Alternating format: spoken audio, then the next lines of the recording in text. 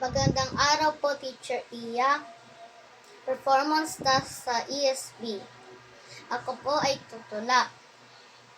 Ang pamagat ng tula ay Ikaw at Ako sa Magkabilang Mundo ni J.B. Santos. Ikaw at ako, magkaiba man ng paniniwala, sa ating dalawa, pagkakaiba'y balewala.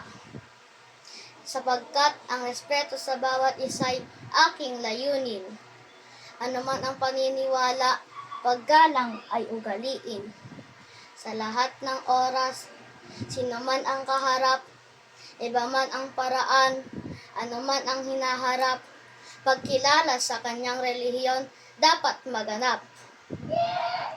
Ikaw at ako sa magkabilang mundo, paggalang at respeto ay isa isip at isa puso mo. Salamat po.